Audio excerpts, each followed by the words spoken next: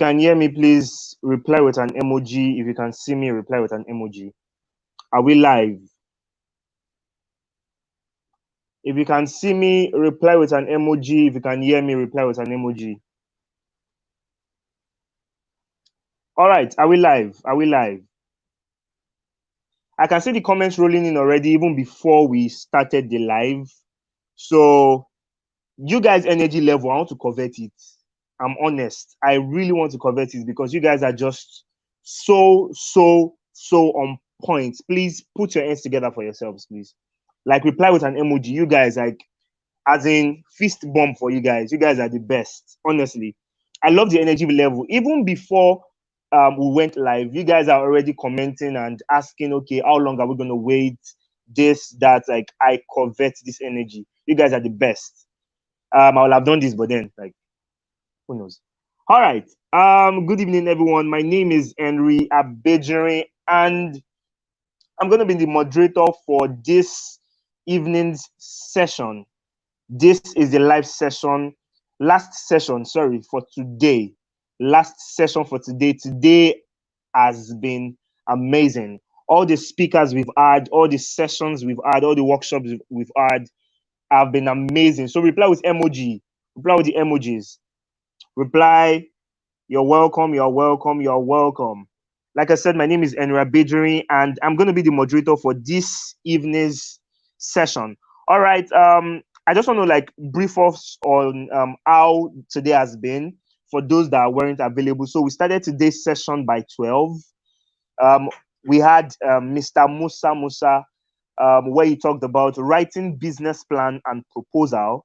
Then by 3 p.m. we had Chioma, and she discussed on how to pitch and access funding.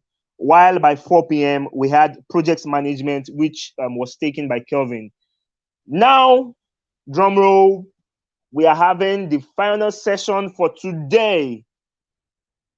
We're having the final session for today, which is how to access global opportunities by Eddy. All right, I would like to read Eddy's profile briefly. Just hold on, let me access. All right. So, Eddy is an emergency healthcare advocate and travel consultant with over 4 years experience working on social impact projects and initiatives covering health education, community development, and quality healthcare delivery to underserved communities in Benin City, Nigeria. In a bid to reduce deaths during emergency, especially road traffic accidents, Eddy founded Life Savers NG, a social enterprise equipping ordinary citizens with basic first aid skills to save lives and confidence in approaching emergency, as well as advocating for establishment of an emergency medical service, EMS, in Nigeria. Eddy has participated in multiple exchange programs for organizations spread across Africa, Europe, Asia, and North America. He is an alumnus of the President Barack Obama's Young African Leaders Initiative, YALI, where he was trained in public policy and management. In 2017, it was part of MCW Global Young Leaders Access Program that held at Chaplain College, New York University, USA, where he was trained in social entrepreneurship.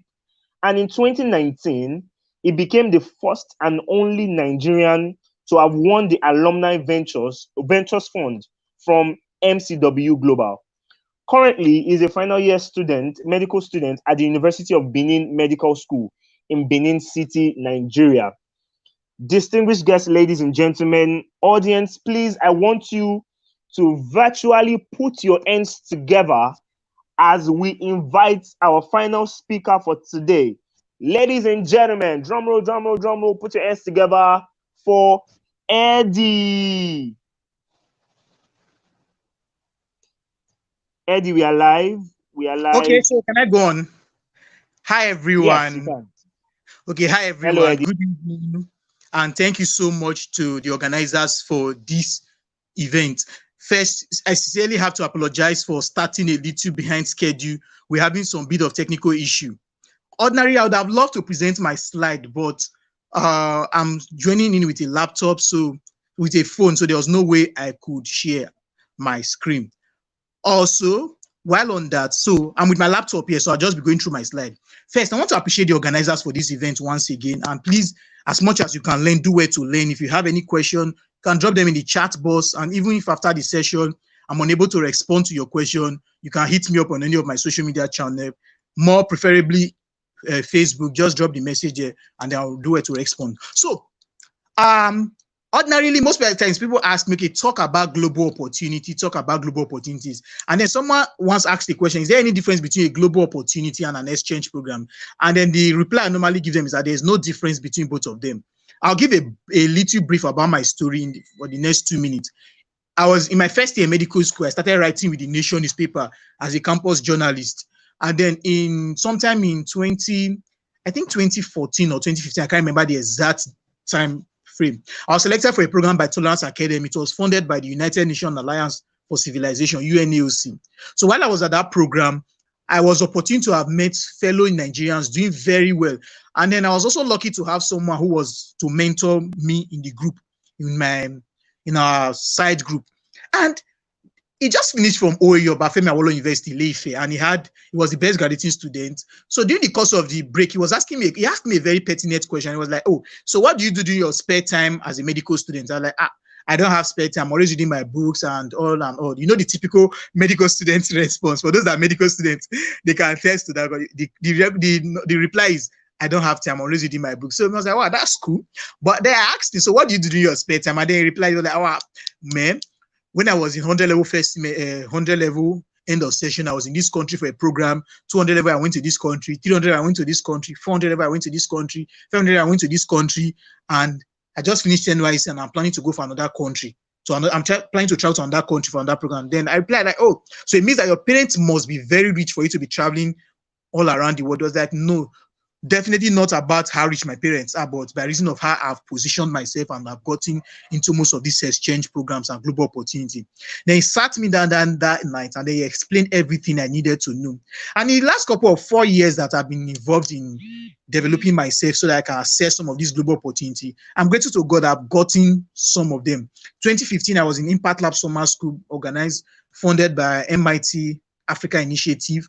Then 2016, I went for the President Obama's Young African Leaders Program. Then 2017, thereabout. 2017, I went for Healthcare Leadership Summer School in the US, all expense paid, returned back exactly a month. Exactly this time last year, was when I was in the US. Like today was exactly the day I arrived in the US for my second trip.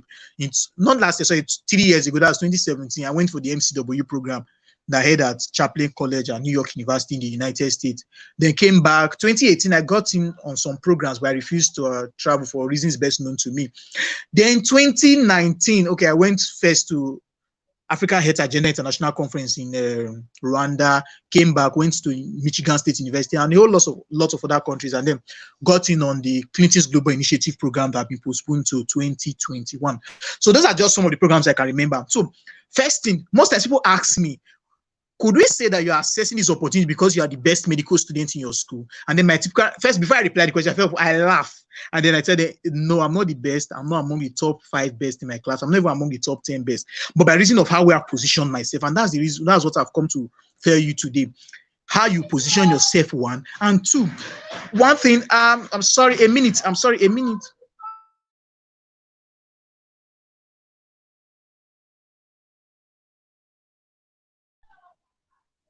Okay, so I'm sorry you lost me for some few minutes. I need to check my. There was sound from the background. So I try to tell them by reason I'm going to teach you guys today how you position yourself and also how you how to position yourself, because one thing I've come to understand is that most of these opportunities you get them by reason of positioning. That you might be doing very well, but if you've not positioned yourself very well, I'm sorry, I'm trying to reduce the background noise here. So if you've not positioned yourself very well, you definitely not get access to many of them. So now let's go. Irrespective of whatsoever you do, as long as it is legal and legit, there's an opportunity for you, whether you're a banker, you are a student, anything you are doing, on the grounds that it is legal, there's a global opportunity for you. And sometimes people ask me, is there a difference between a global opportunity and an exchange program? And then I reply, there's no difference. You see, I'm going to quickly explain. So in 2020 January, Kansas State University came down to Nigeria to organize a training in Lagos. It was leadership training for some, I think we're about 20 to 30, between 20 to 25 or 30 thereabout. The program held in Lagos, but it was organized by Kansas State University in the United States. So whenever I travel from Benin to the program, so whenever I tell people, so I got selected for a global opportunity like that, and then they say, but you traveled down to Lagos now, so there's this notion that for you to be a global opportunity, it must be outside the shores of your country, and that is a lie. It's not true. So there's no difference between any global opportunity. There's no difference between global opportunity or exchange program. They're just two terms, and they mean the same thing. First, exchange programs or global opportunities are a unique set of programs that are designed to equip the next generation of leaders with the skills, the resources, and the tools they need to function optimally and bring about change in their immediate community. It's not painful I can't share this screen, but I'll just read from where I have, and I'll try at the end of this session to do it to share this slide with the organizers so they can share with others of us that registered. So I said there are unique sets of programs. When we say unique, because the programs are not for everybody, they are for unique sets of persons, and they have been designed to equip the next generation of leaders with the skills, the resources, the tools, and they need to function optimally and bring about development to their immediate community. For you, you might be you might be volunteering for an organization in the area of healthcare, and you need skills in project management. So, and you can get selected for a program to learn about project management. For another person, it might be about resources. You are working on a social impact project, and the resource you need is funding. You get selected for programs, and then you go and you get funding, just the way I've been able to get funding for some of these programs. For you, it might be tools that you need. And the tools could come in the form of mentorship. So these programs have been designed to give you skills, resources, and tools, depending on what you need to function optimally and bring about change in your immediate community. When we say immediate community, we do not refer to your local, we are not talking about running an NGO or wherever. A community is a group of 2 or more persons. Like this live session we are having, it's a community where 1 or 2 persons together. And then we said they are for the next generation of leaders. And the next question someone was going to ask me that you always hear the saying that we are the leaders of tomorrow, and that's very, very true. In fact, we are already the leaders of today. I want to talk about leadership, especially when you start applying for this program. Is the action you have taken to make your community better, and not necessarily about occupying position. Although there's chances there is the opportunity. Okay, success. Okay, I can see your comment. Thank you so much. Keep them coming. Keep them coming. So, we want to talk about leadership, because most of the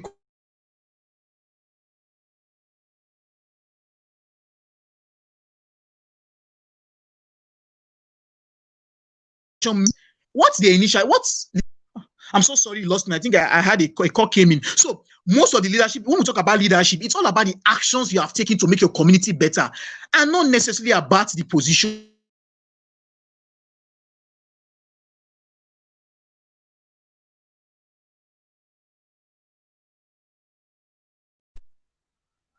As simple as I live in a hostel, and in the hostel there's heap of refuse downstairs.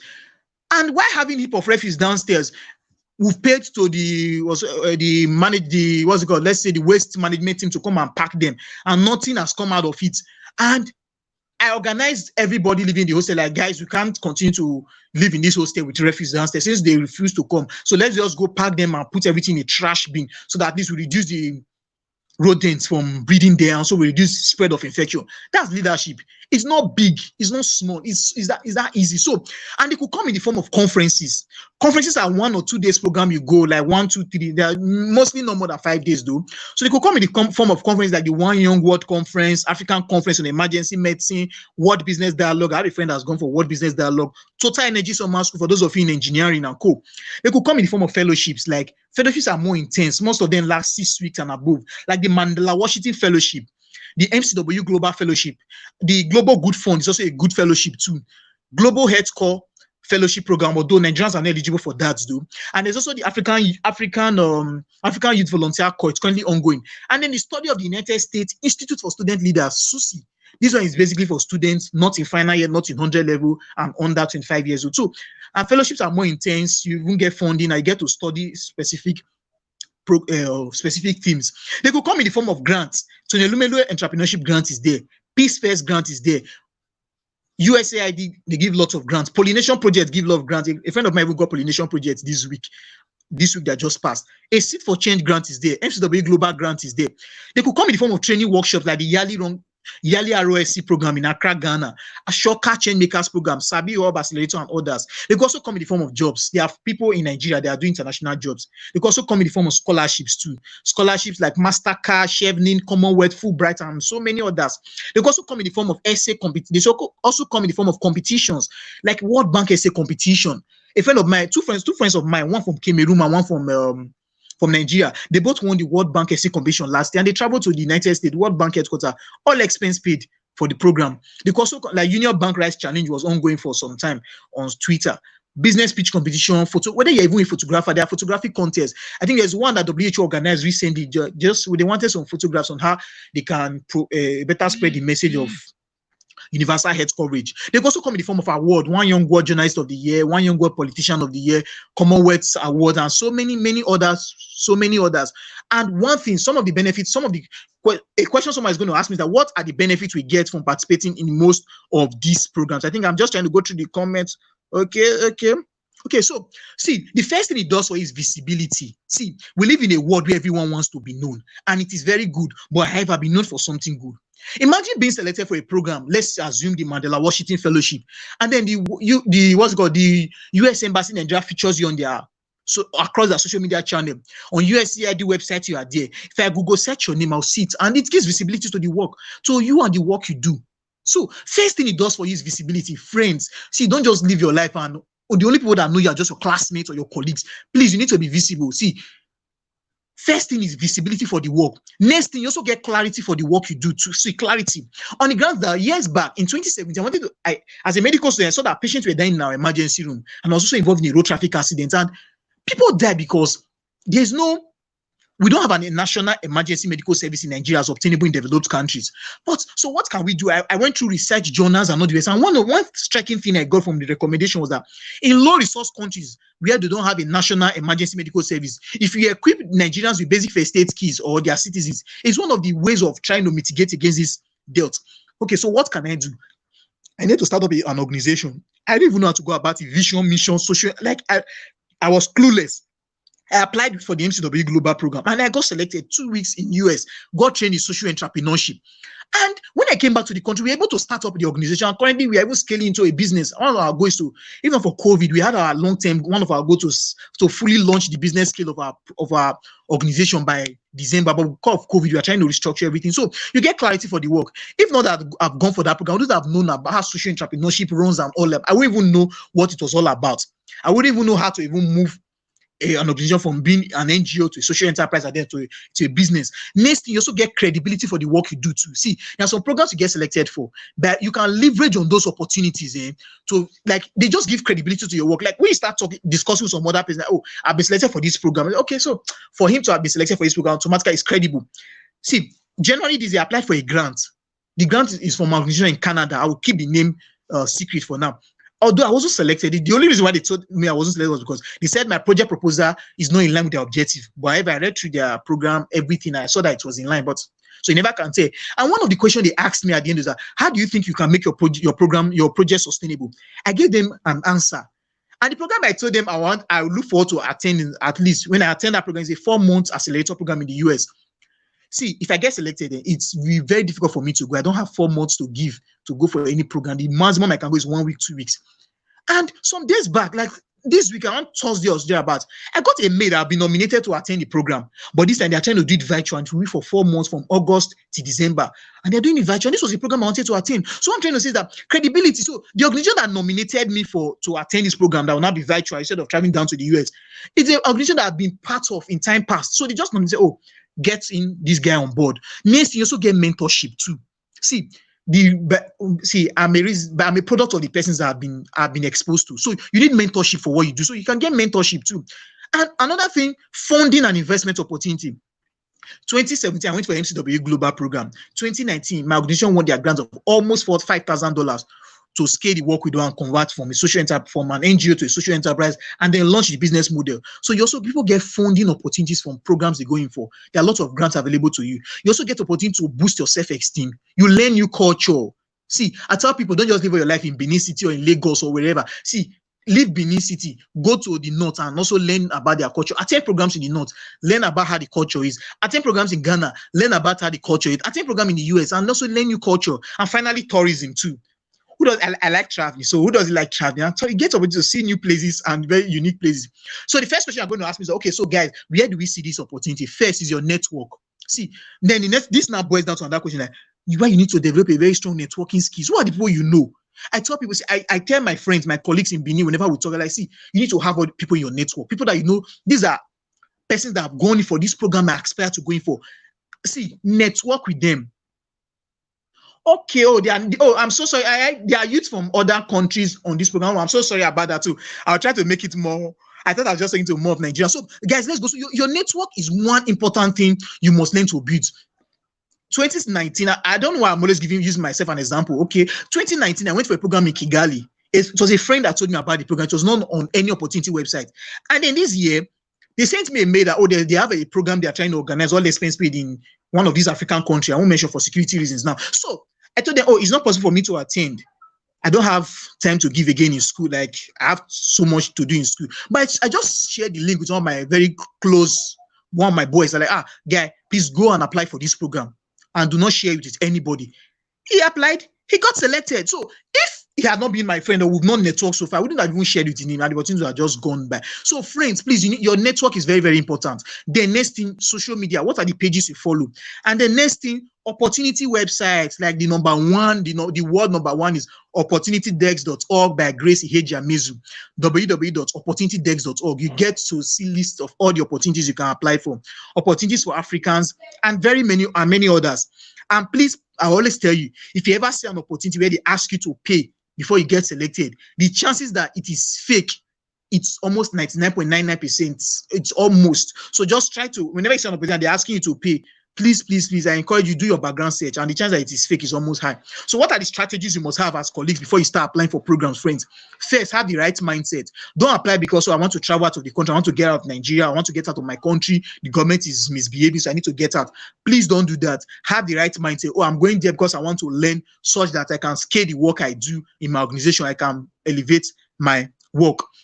Then the next thing, you need to have demonstrated leadership. That's why when we were introduced, we said, these are opportunities for those who are emerging leaders or leaders of tomorrow. So you must have demonstrated leadership in your local community. When we talk about local community, is a group of one or two persons. If I live in the same room, if I live in a room with two other persons, that's already a community. If I live like just this, this live session we're having is already a community. So you must have demonstrated leadership in your local community, either by running a business. If you're running a business, it's leadership. You are volunteering for an organization, is leadership. You started up an organization, is leadership. Or you're even doing yours through thought leadership, also leadership experience too. You must have experience in the area the program is focused on. If it's a program for those in health, if you don't have experience in healthcare, you can be studying law and you have experience in healthcare, then you can go for it. I get it. As long as you have experience, so you must make sure you have experience. Next, you must read about the program and ascertain whether you're eligible in terms of age, geographical region. Am I from this area? They want, like when I mentioned the global health core, I think that's more for those from East Africa, East and Southern Africa. Nigerians are not eligible, but it's a very good program. However, we are not yet eligible for that program. You must maintain an online brand. You can't apply for an opportunity and then they're asking you, and then we go on your social media page at least, or we go search, you can't find one thing to show that, to verify what you've claimed the application. If I apply for a program and I tell you I'm training persons in basic first aid skills in my country, if you go on my social media page, at least you can find one picture to show that, this guy is actually training persons in first aid skills. And social media channel we check most times are Facebook and LinkedIn. Then if you have others, that's good. Then do not be modest. If you have reached out to 100 persons, tell them it's 100. Don't shoot yourself. We live in this part of the world, like in Africa, we have this mentality that, let me not, like you like to be modest most time. Please, for every opportunity, don't ever be modest. If you have done it, paint it in everybody's face that you have done it. You have a first class, paint it on their face that you have a first class. And also do not lie, because they'll find you out. And also take your time and do not ever rush an application. What are some of the strategy? What are some of the documents you need? You need a CV, you need a resume, you need an international passport, headshot, recommendation letter, biography, and so many others. So let's go. First, applying for this opportunity is difficult. I won't lie to you. It is very, very difficult. But friends, the benefits outweigh the risk. That's if there's any risk involved. I know there's this school of thought that, it's not less about going for this opportunity, but friends, let me tell you, see the benefit, and that's outweigh the risk. That's if there's any risk involved. See, I tell you, many persons have used them to scale. Currently, I run a travel agency, a travel business. I book travel and tour company for people, and the credibility I got from persons because of the reason of the travel experience I have. So whenever I just say, "Oh, don't worry, I can plan a vacation for you in this country," okay, there's no need.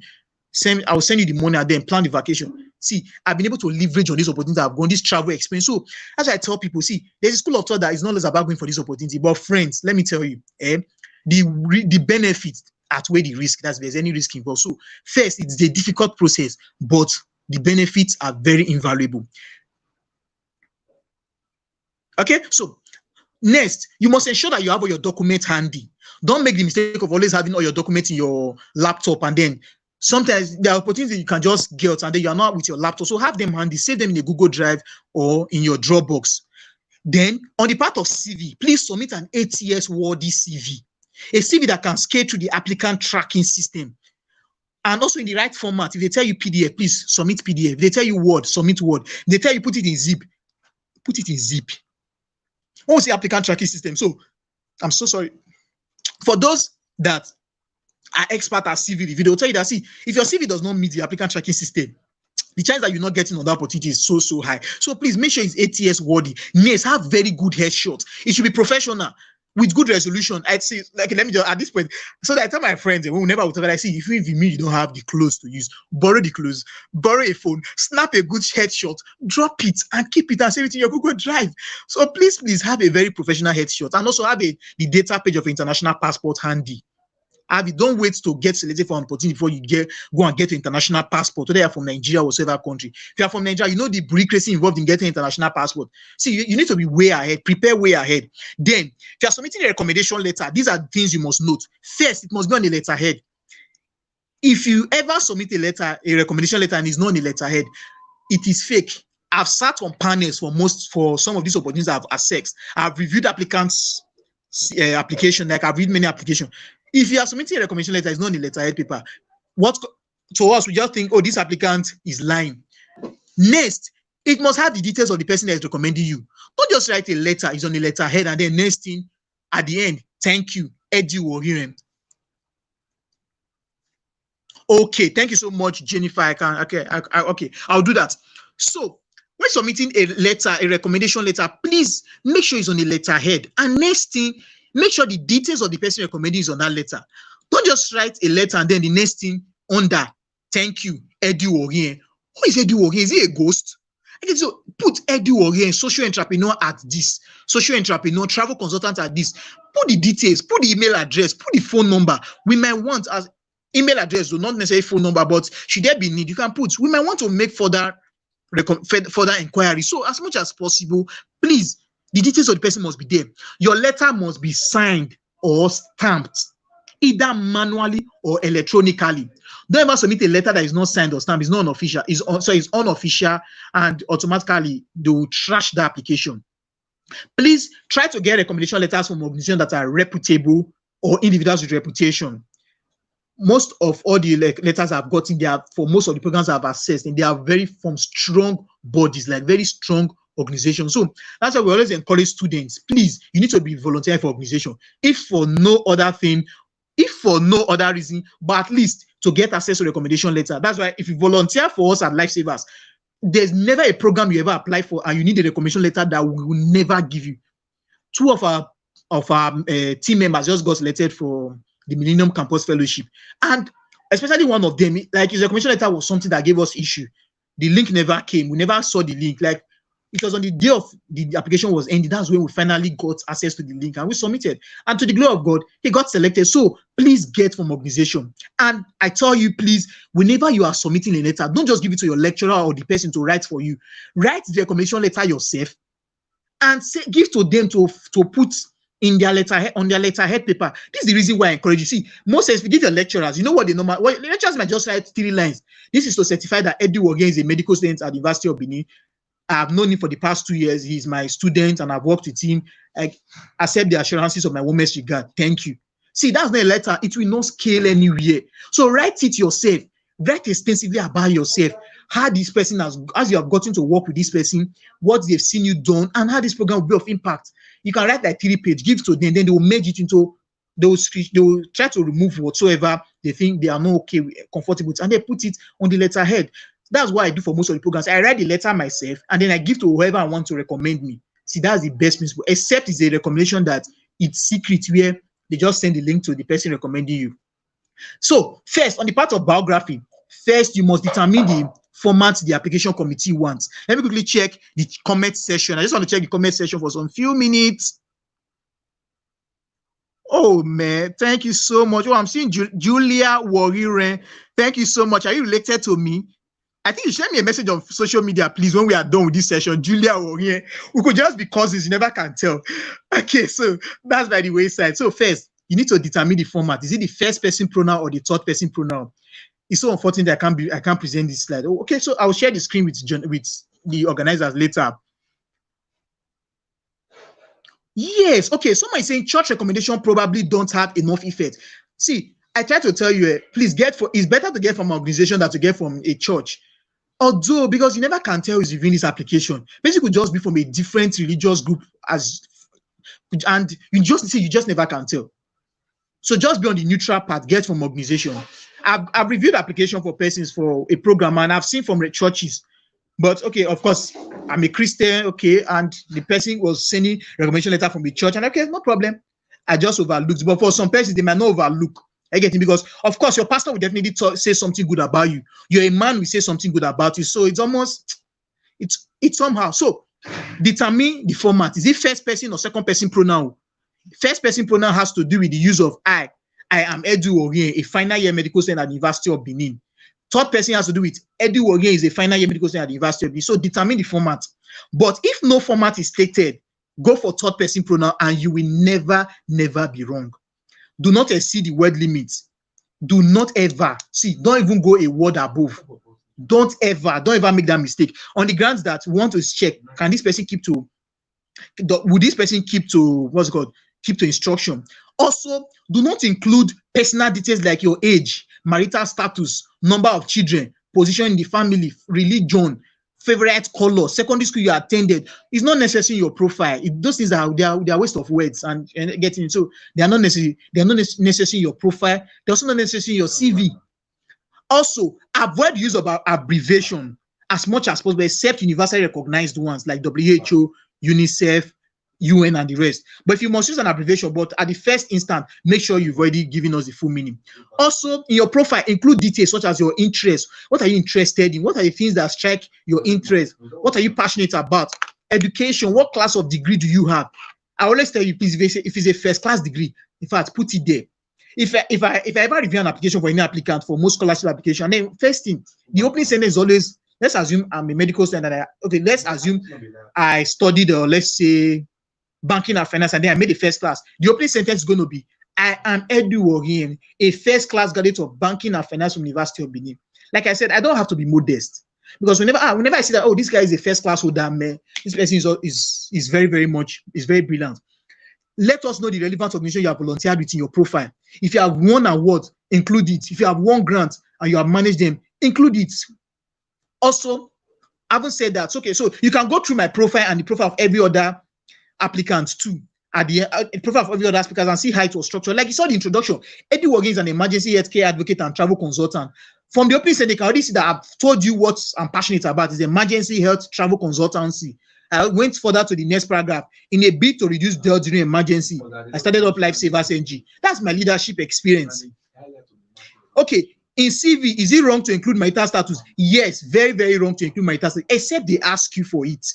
How can one volunteer for your organization, please? Okay, just check our website, lifesaversng.org, and you can send us a mail.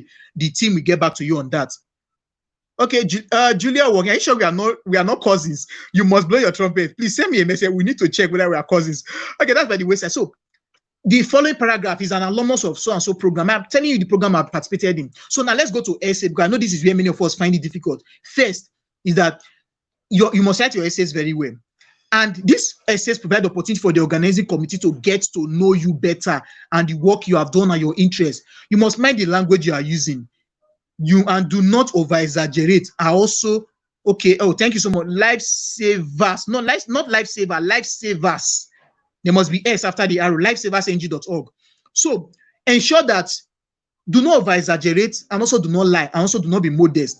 When writing essays, you need to use statistics, figures, and facts to give magnitude to this essay. When you were in secondary school, we were taught scalar and vector quantity. Vector has magnitude and direction. Scalar don't have magnitude and there's no direction. For example, if I tell you youth in Benin City, Nigeria, do not have access to basic first aid skills, do not have basic first aid skills, and then I tell you 8 in 10 youths in Benin City do not have basic first aid skills. Thank you, Ski Factory Africa. From the second response, 8 in 10 youths have been able to give magnitude to this problem, because telling you 8 in 10 youths in Benin City do not have access to first aid skills is vague. It's a scalar quantity. There's no magnitude, there's no direction. So how do I know how many youths are in Benin? What's the total population of those in Benin? But telling you 8 in 10, I've given you magnitude to this problem. That this problem is a huge problem. Then a question somebody is going to ask me a question. What if there are no statistics available? This is how to go about it. First, do your research for statistics. But if you can't get statistics, then you need to now quantify this problem based on how you have seen it. I might not have access to the number of, let's say, youth.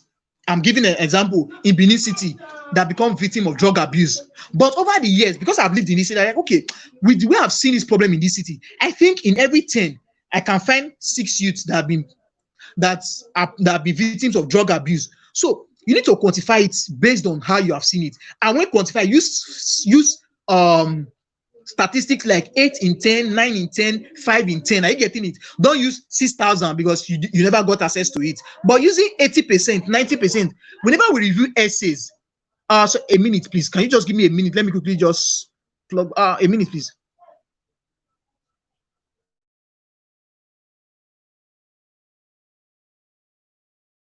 Unity.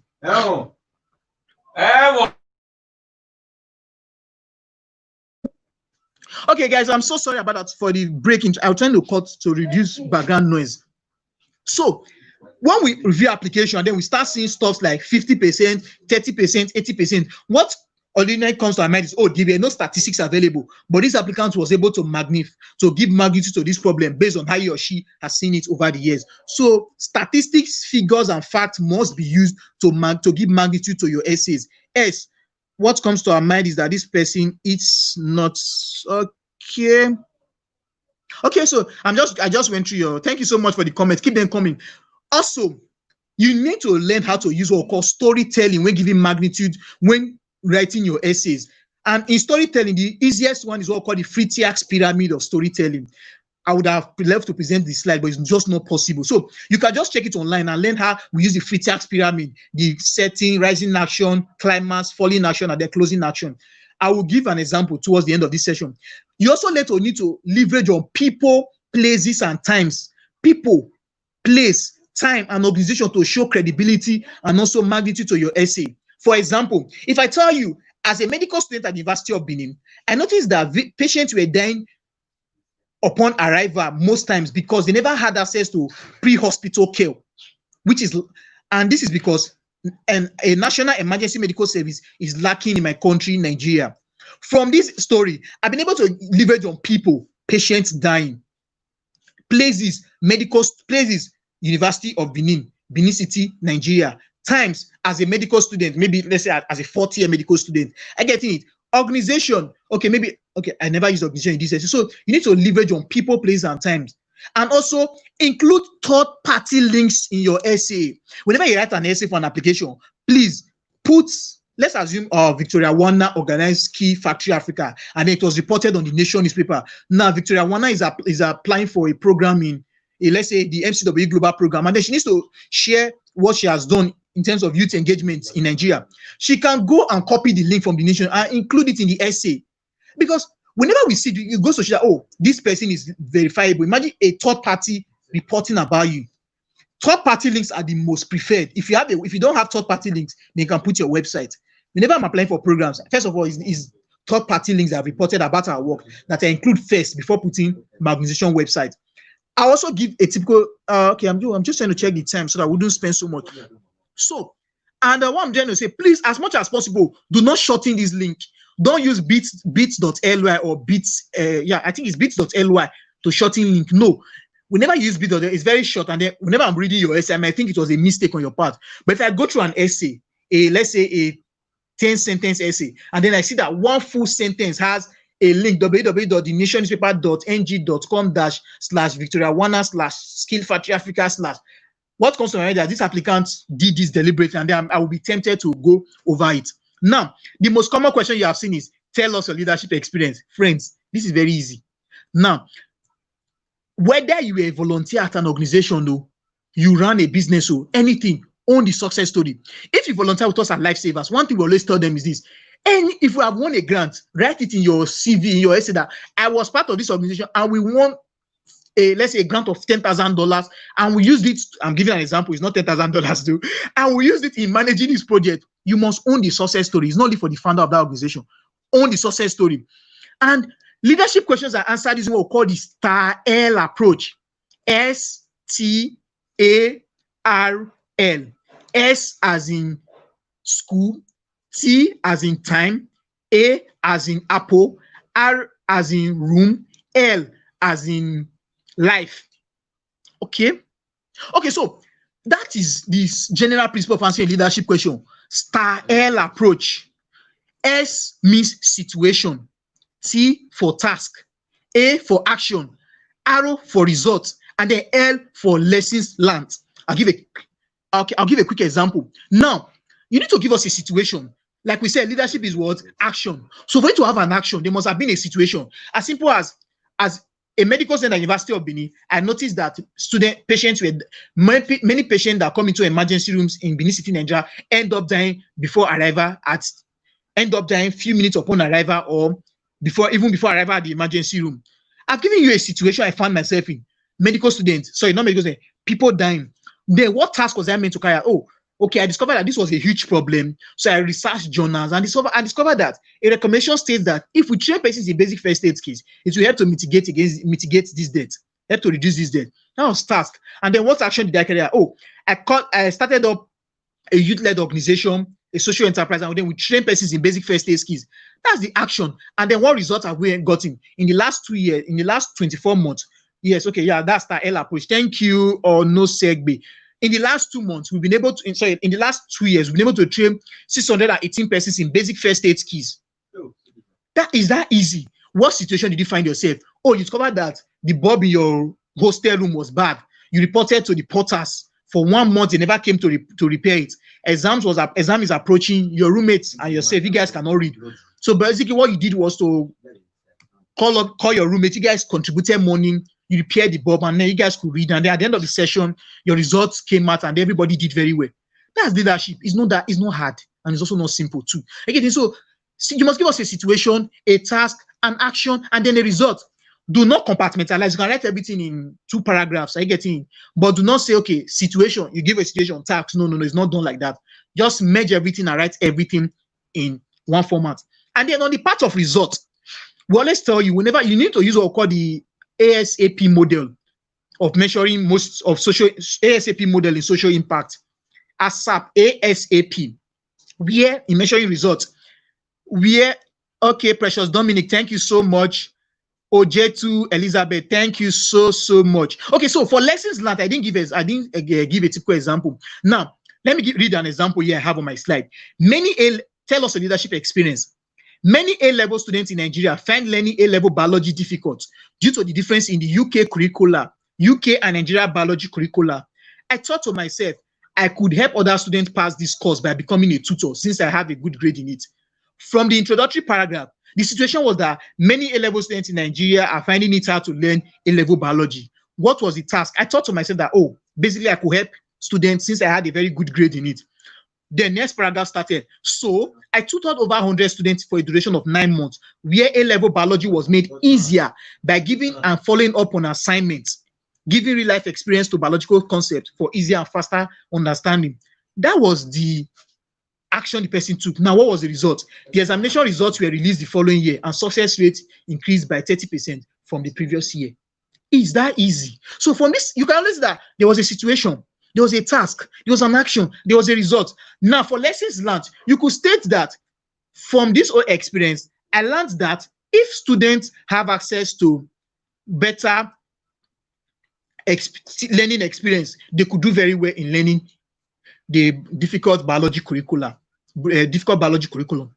It's that simple. So, friends, situation, task, action, result, and if you can put lessons learned, good. But if you can't put lessons learned, they won't fault you on that. So, on the part of result, you need to measure it with what we call the ASAP model, where A stands for awareness. The second A, the S stands for service.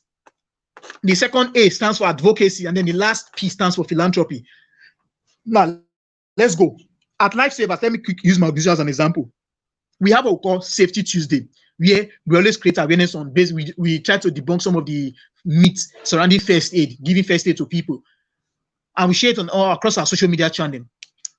I can write and I say, oh, through this Safety Tuesday we normally do, we've been able to reach out to, let's say 50. I'm giving an example, 50 persons. 50 persons, even it's more than 50 persons every Tuesday. So that's awareness. Then S for service. Training persons in first aid skills is a service. Maybe offering free medical checkup is service. Volunteering for organization offering free medical checkup is service. The next A stands for advocacy. Are you creating an advocacy campaign? You can put it there, be it online, offline, or whatsoever. And then the last piece for philanthropy. If I go to a school and I donate, let's say, textbooks to the students or free books, that's philanthropy already. It's also impact. Are you getting it, friends? So, having said that, the next question, which you find many very difficult, is what do you want to learn or achieve with this program? See, this is also the easiest, but you just need to be smart when answering this question. I tell you, use what we call the double-edged sword approach in answering this question. Okay, I think I'm just trying to go through your ASAP model. Okay, A for awareness. Okay, yeah, thank you so much, Umo, for giving. Okay, yeah, thank you. I can see you are giving out the full meaning. Okay, so what do you want to learn? I'm trying to check my time so that I wouldn't overshoot. What do you want to learn at this program? Use what we call the double-edged sword approach when drafting your response for this question. Basically, it entails drafting that response based on the program's objective. I'll give an example. See, as a guy, okay, I'm so sorry, boys, I'm about to break one of our bro code.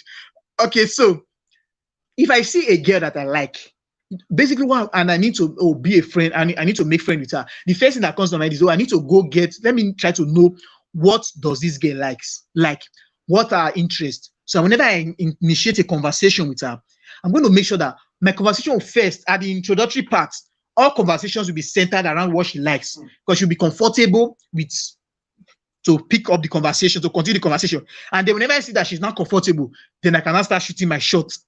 I get it. So basically, that's just one principle that most guys use, and is a very, I'm so sorry, girls, but nevertheless. Okay, so I can see comments from the boys like, wow, I'm so sorry on that. Okay, so for saying that, yeah, so it's the same method. So you need to draft your response based on the program's objective. If the program is focused, is a leadership program, let's assume you're going for the yearly program, and you know it's a leadership program. Oh, Esther, so why are you laughing at us? Nevertheless, okay. So, and it's a leadership program. You should not be telling the yearly organizers that I'm coming to learn about leadership. You have not communicated at all. Like, you're just speaking out of the blues. So if the program focuses on social entrepreneurship, you don't need to tell them I'm coming to learn about social entrepreneurship.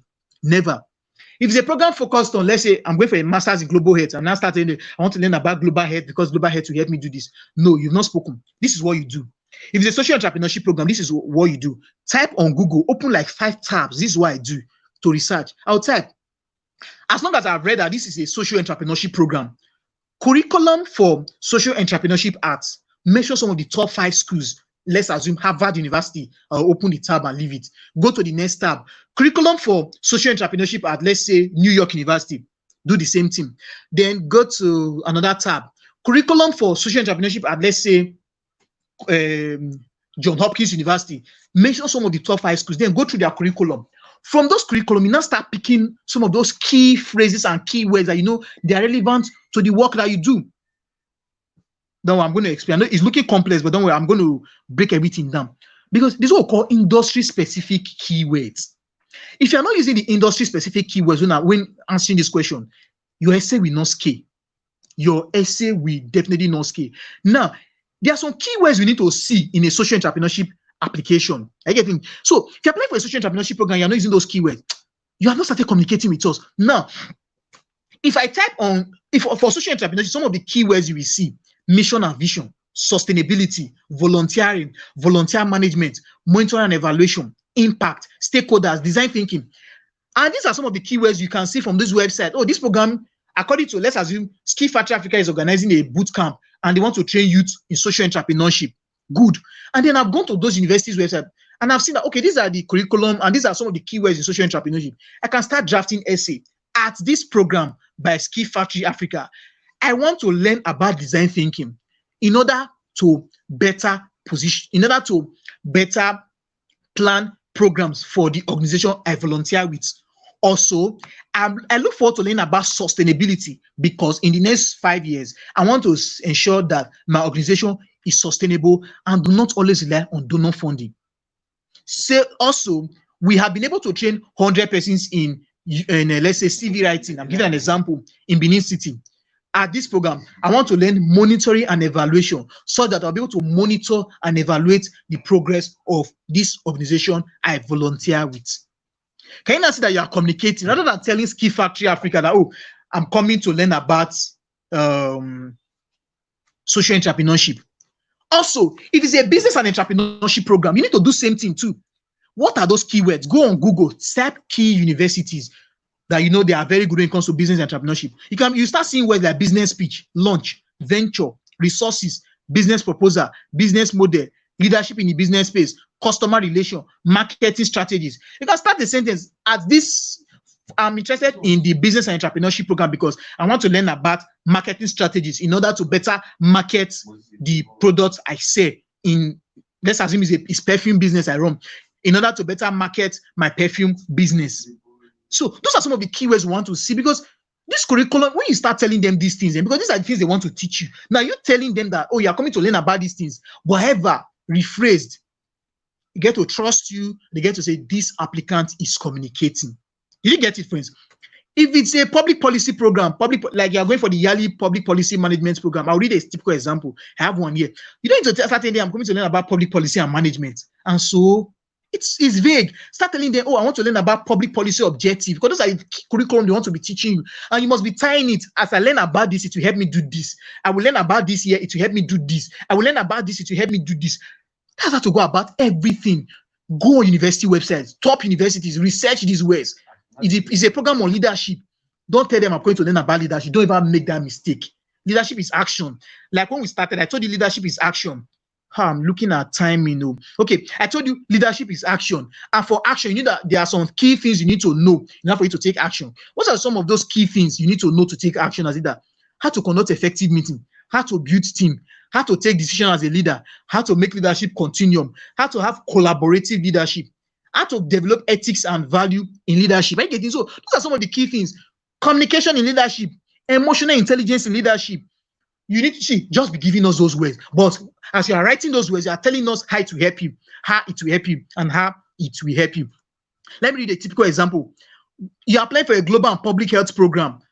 You see, if you are ever applied, keywords like universal health coverage, emergency preparedness, health system financing, disaster situation. Those are some of the keywords we want to see. Thank you so much. I can see the comment, like, you guys are so awesome. I have very few slides to share before we round off this session. So I want to read a typical example I have here. What do you want to learn / achieve with this program? This was for the yearly ROSC program in public policy and management. And then it started to us, okay? It started.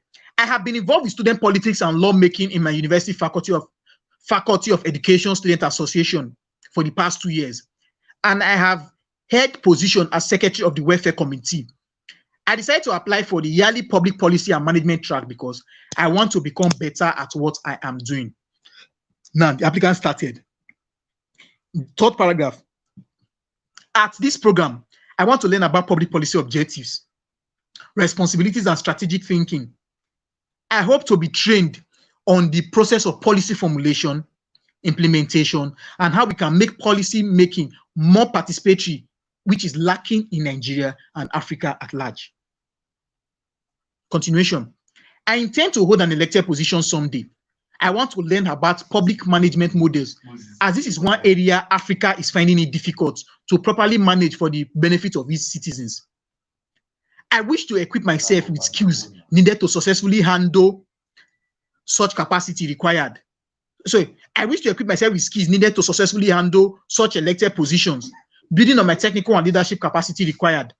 Africa has one of the lowest number of youth in elected position. I also want to work on myself in the area of human resource management, as this is an important area which cannot be emphasized in development of a community.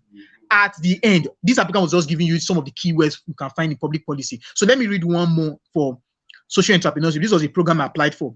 My intention for applying for this program was born out of my desire to scale the impact of my project, which is focused on basic first aid skills in Benin City, Nigeria. To do this, I told them I want to scale, right? Now, to do this is a social entrepreneurship program. I need to learn about designing solutions to social problems, volunteer management. Of course, I work in an organization, we have volunteers, so I need to learn how to manage them. They are humans too, I need to learn how to manage them. Raising funds for social enterprise, failing fast and learning quick, value proposition and ethical behavioral practices in social entrepreneurship. This program will also provide me an opportunity to create strong network with impact-driven change makers, share my personal story of leading change in my local community and challenges I face, as well as get mentorship.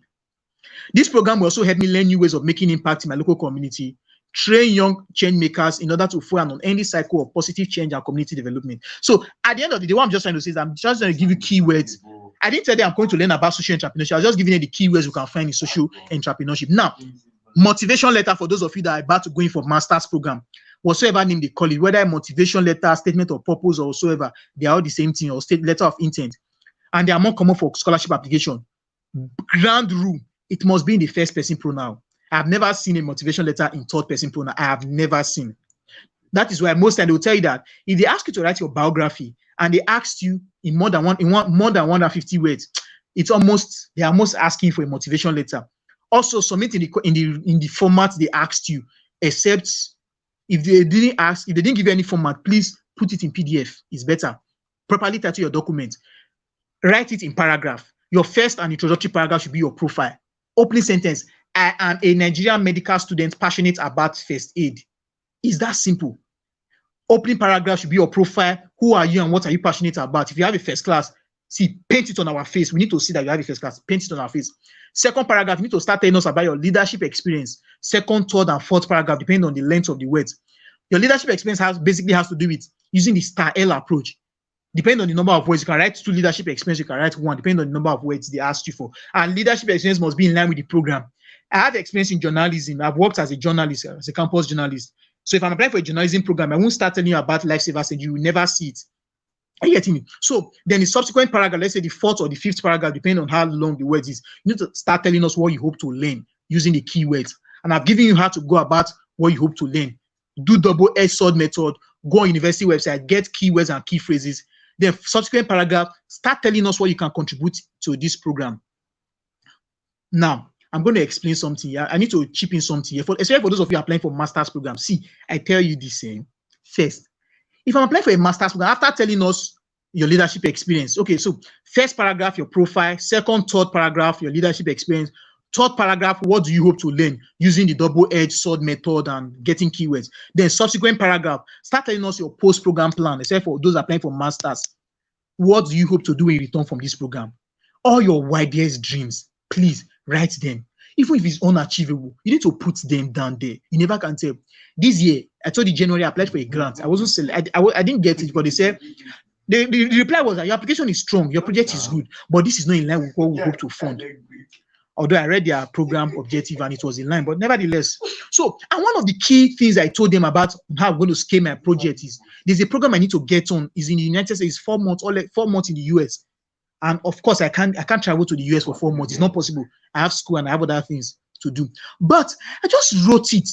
And then, so last week, I got a mail that, oh, I've been nominated for this same program that I just wrote out of the blues. I hope to get in on this program. I get in. So put in your widest, you never can tell. And also, for those of you applying for school, go on the university website. One good thing about schools abroad is that they will give you a list of the lecturers that will lecture you. Look for key professors whose interest, either research interest or whatever they have done, is in line with what you are doing. And then tell them how you have been inspired by these lecturers' work. or these faculty members work. As simple as, oh, let's assume Victoria Wana is organizing Ski Factory Africa Bootcamp in Lagos, Nigeria, and you are traveling, you're coming from, let's say, Benin City for this program. And you saw over the years, you've always wanted to meet Eddy. I want to meet Eddy. I learned that this is what he does. I want to meet him. I even wanted to mentor me. And then you saw that Eddy is one of the mentors at this program or speaker. You can just, one of your sentences just be that in the essay, at this program, I look forward to networking with Eddy again. In the last 4 years, I've followed his work judiciously and I've been inspired by his work. And I see this as an opportunity to get to meet him and also ask for his mentorship. See, Victoria Wana was selected for this program. Because she's like, oh, this person already has a template. So go on this university website, look for 1 or 2 lecturers that you know that their work is in line with whatever you're doing. Write about how you've been inspired about their work and how you hope to learn from them. Then last paragraph, you can now start telling them what you hope to contribute. If you're in debate club when you're in your university, you can tell them that, oh, as part of the debate club in my university, as an undergraduate, during this program, I hope to be part of, during my master's, I hope to be part of, let's say, Harvard University. I hope to be part of the Harvard University debate club and bring up my experience that I have had in the last 4 years. I get in. So it's that easy. Be a part of the music group. Add it. I want to be part of the music group. See, you might think they are not necessary. Friends, they are very, very necessary. And I think that's almost all in summary. Okay, so for those of you applying for grant proposal application, basically, let me just run through this slide. First, okay, I've overshot. So there's no need, I've overshot. So in summary, Henry can come up. Global opportunities are there for every one person to scale the work they do. Please, while bidding, whatsoever you are doing, please try to assess them. The benefit outweigh the risk, if there's any risk involved. And finally, strategy wins overall in application for international programs. It's not just about being passionate. It's not just about having done all the work. How strategic are you? Thank you. So Henry, you can come up. Thank you. All right. Thank you very much, Eddy. That was amazing, and that was a beautiful session. Please, everybody, please let's virtually put our hands together for Eddy. Please, that was hot. Eddy, you sabi. The comments. Wow, thank you. Like, Olowo, that Precious, was amazing. thank you. That was amazing. Thank you very much, Eddy, for giving us these insights. These are things that would probably if we were to get them on our own, we'll probably like pay like a huge sum of money to get them, but then you are getting this for free at this this session. So thank you very much, Eddy. Everybody, please let's thank Eddy very much, and please follow Eddy on his social media at Eddy Kurrent. I hope I pronounced that right. Eddy Kurrent, EDDY KURRENT. So everybody, please make sure you follow Eddy at on his social media. I think Instagram. Are you on LinkedIn, Facebook? Which one? Yeah, I'm on LinkedIn. Anywhere, just message me on any social media channel. Just introduce yourself and tell me where you're coming from, and then. All right. So if you I'm so sorry, Henry, for cutting you short. Okay. Please, if you have any question, you can just do it to. And I just saw some questions I couldn't answer. Someone, Dorcas is asking, Dorcas Tamilori, as a medical student during school session, we usually do not have enough spare time. How did you manage to attend all these? First, do you know that as a student, you have an opportunity to apply to your school to be absent from school, maybe for 1 week or 2 weeks as a student. So that's one thing I've leveraged on. I just apply to a school. As long as you're able to explain to them that you're not going there to play, you're going there to learn something that will come back to your country and then to help you very well. So that's one thing I do. And as medical students, just try to apply. You never can tell when you be on holiday, or just apply. You never can tell what will come up on board. So I've had many medical students. They've gone for many programs. I go to University of Ibadan. They are traveling a lot. Lagos State University Medical, they are traveling a lot. So please apply for them. And if you have any other question that you think, you could not ask because they are so personal, you can do it to shoot them on social media, and then I was even about to say that. So everybody, if you have like questions, because the time is fast spent and we won't be able to like take questions. So if you have questions, just DM Eddy on his social media platforms and send him a message. Let him know this is what you're about to ask. So, ladies and gentlemen, thank you very much for this evening. Eddy, thank you very much. Really appreciate you doing this for us and giving us this bulk of informations. Thank you very much. I don't know, Victoria, do you have something to say, or I should just round up? Okay, so Eddy is off. I really wanted to bring him on to appreciate him, officially on behalf of the Skill Factory Africa team, we want to say thank you. With your busy schedule, you came on and you did this. I'm just so grateful. Thank you so much. So, guys, I want you all to follow him. Show him the love. You know the way the Sabi gang have been. I mean, all the facilitators have Mm-hmm. been sending me messages about how excited they are and how engaging you are. And that motivates them to share more. You can imagine Eddie says his inbox is open for you. That does not mean you should go and bombard him with unnecessary questions. Remember what Chioma Obudimpa taught yesterday. She said, don't ask questions you can easily Google. Just ask him questions that is not something you can easily find on Google. Okay, please. Thank you so much, Eddie. God bless you. God bless. And if you want to be a volunteer on his Lifesavers project, please, I'm going to send you the link on the Telegram channel. I'll also send you the link to his Instagram profile. So you just click on it and follow. Let's go and show him love there. Eddie, God bless you. Thank you so All much, right, all everybody. right. Thank you I'm very grateful. much. God bless Thank you very much, everyone. Eddie. Thank you very much, Victoria. This has been amazing. Please, like Victoria said, follow him on his social media. Ask him the questions you want to, and please, tomorrow is another day. Thank you very much, everyone. God bless you, and So have I would a like to say wonderful night. something. And since today Okay. this is the final section for today, I know we've stressed you. I mean, my eye is basically turning. Uh, I'm so tired, and after this, I'm going to go and sleep till tomorrow. Headache. In fact, it's not been easy, and I want to appreciate the team members. Trust me, guys. You see, everything happening is not just me. I have a solid team, and you're going to see their faces later on by next week. This is just the beginning. We are having another amazing section tomorrow, but I would like to really say this, please. Please don't take any of these sections for granted. Do you know that some of the sections I actually have paid for some of those facilitators before on their programs? It means that the things they are sharing here are things they actually sell out there. I'm sure some of you have connected with the facilitators. You see that they have courses, they have things, but they came to share it here. And you did not pay me. You did not pay Skill Factory Africa for this. The only payment we are asking, please, is that you don't take this for granted. Okay? Please don't take it for granted. Even if it's one decision you are making. Eddie has shared a lot. I was jotting. And I'm going to give you a gift. I'll give you access to the replay for a few hours, so that you can actually sit down and jot. Please do this, for me, for all the stress myself and the team has been going for the money. Remember what Chidi said when she was sharing, that you think it is free. This section is free to you, but it has my account is almost crying and bleeding from this. It is not free to organize. It is only free for you to access. So please do your very, very best to ensure you maximize this section. And God bless you all. Henry, I'm off, man. All right. All right. Thank All right. you. Thank you very much, everyone. Please do have a wonderful night. Goodbye.